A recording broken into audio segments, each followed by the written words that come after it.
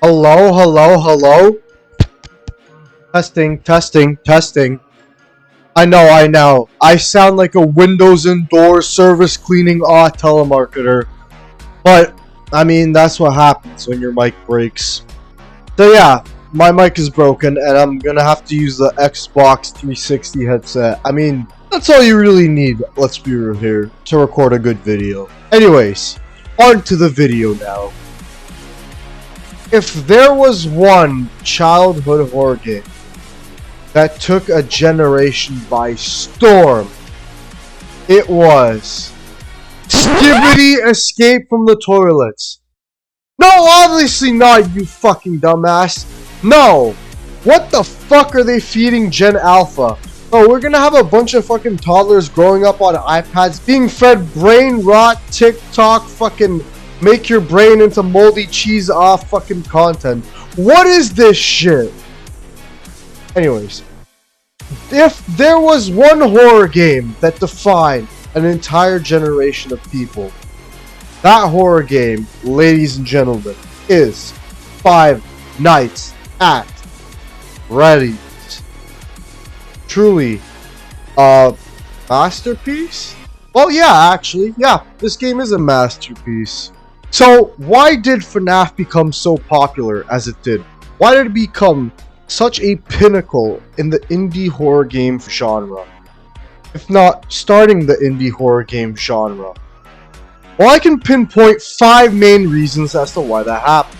The first reason being how different FNAF was. In every other game, you were put into a dark, atmospheric world in which you had to explore the environments around you. Normally set up in like some abandoned mansion or some like catacomb-like place. But in FNAF, nope, you're just a security guard doing his job. You're just in an abandoned pizzeria. And that is one of the reasons as to why it blew up the way it did, was how different it was from other games. A second reason I could actually attribute to the fact that it was an indie game. It wasn't by any AAA studio, no, it was just made by one guy who previously had his games fail, that guy being Scott Cawthon. Because it was an indie game, it caught on to people's attention, as it proved that anybody, no matter how small, big, smart, or dumb, could create a game that is popular amongst everybody. A third reason is how interesting the visuals of the game are, especially the colorful mascots. Especially Foxy's design. I mean, look at how badass he looks. But the colorfulness of the designs differentiated from a lot of different horror games, whose main enemies had a more bleak, more black and white design. Whereas in FNAF, the main enemies are much more colorful. But it wasn't just visual, it was also the audio in the game. FNAF is a game that relies heavily on audio cues. And honestly speaking, that's a part of the game, and that's why it's so good, because the audio design in FNAF is really well made. I'm not saying that other horror games don't require audio and stuff like that, but probably the stuff that caught on the most was the fact that you literally couldn't move. In other horror games, you were free to explore around, but in FNAF, nope, can't move. Now, you might think, oh, that might make the game less scary or less interesting. That actually did the opposite. Because you couldn't move, you were essentially stuck. You were static. You don't have any gun, no throwables, nothing. You were there, frozen, like an ice cube. You can't do anything except look at your cameras. And this creates a sort of suspense. Because of the fact that you can't do anything, you can't just run away from the main enemies. You have to face them like a man. Coupled with really good in-your-face jump scares, FNAF truly became a scary game. And while nowadays it isn't scary, back then we were all shitting balls. Let's be real here.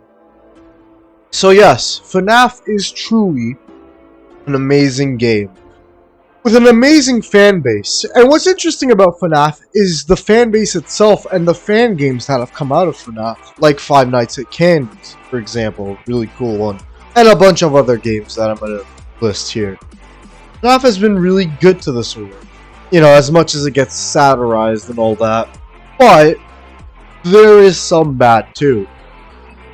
Unfortunately though, while FNAF has mainly brought good things to this world, there have been some bad things it's also brought.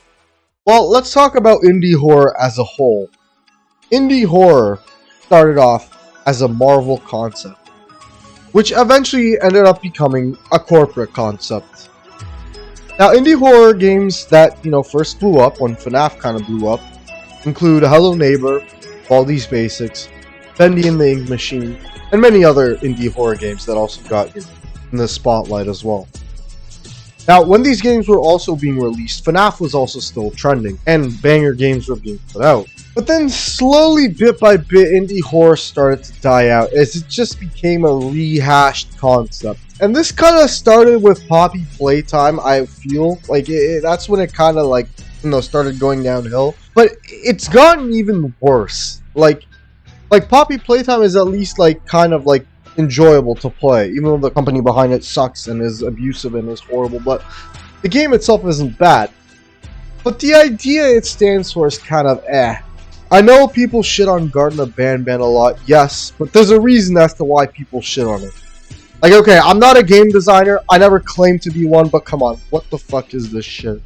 Like, this looks like a fucking kid put it together in grade 3 arts class, and then stuck an indie horror game title sticker on it, and repackaged it in an old PS3 case. Like, come on, what the fuck is this? But yeah, indie horror has definitely gone downhill. Even FNAF has gone downhill. Security Breach, when it came out at first, was a bug fest. And here's the thing, a lot of people hate on Security Breach because of the fact that it literally kind of goes against what FNAF originally, stood for. Like, it's not an indie game, still has colorful mascots, but the whole atmosphere is just way too colorful, so it doesn't contrast. The audio in it sucks. You can move in it, and it's not very different because it literally looks like every other indie horror game out there nowadays. So it seems like FNAF has become the thing it swore to destroy. Once as a beacon of originality has now become vapid. Now, Security Breach again isn't a bad game, but it's not a very respectful game. The only thing that makes it kind of a good game is the cool ass atmosphere, kind of like the whole mall layout and all that. But it's not all over for FNAF, as the FNAF movie was actually a pretty good hit.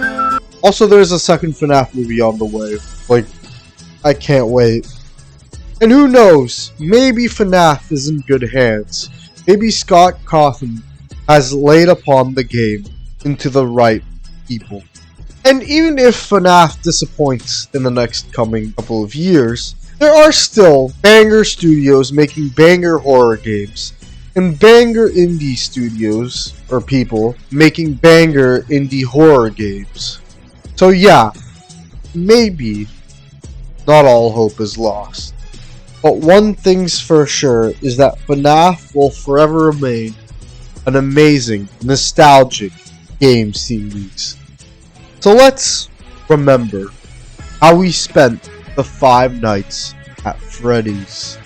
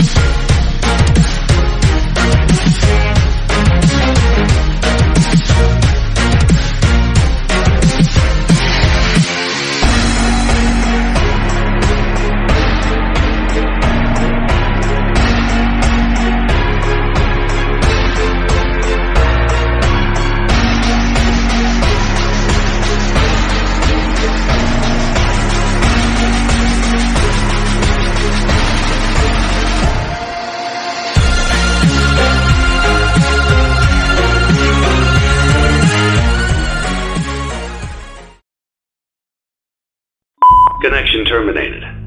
I'm sorry to interrupt you, Elizabeth, if you still even remember that name, but I'm afraid you've been misinformed. You are not here to receive a gift, nor have you been called here by the individual you assume, although you have indeed been called.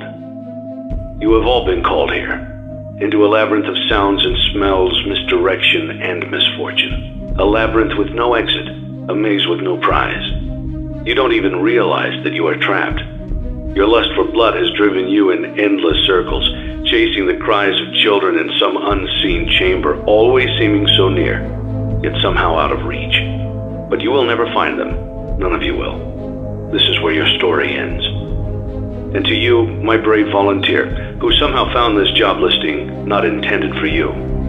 Although there was a way out planned for you, I have a feeling that's not what you want.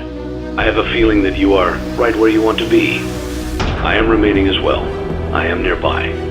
This place will not be remembered, and the memory of everything that started this can finally begin to fade away, as the agony of every tragedy should. And to you monsters trapped in the corridors, be still, and give up your spirits. They don't belong to you. For most of you, I believe there is peace, and perhaps more, waiting for you after the smoke clears. Although for one of you, the darkest pit of hell has opened to swallow you whole, so don't keep the devil waiting, old friend. My daughter, if you can hear me, I knew you would return as well. It's in your nature to protect the innocent. I'm sorry that on that day, the day you were shut out and left to die, no one was there to lift you up into their arms, the way you lifted others into yours. And then, what became of you? I should have known you wouldn't be content to disappear. Not my daughter. I couldn't save you then, so let me save you now. It's time to rest, for you, and for those you have carried in your arms. This ends, for all of us, in communication.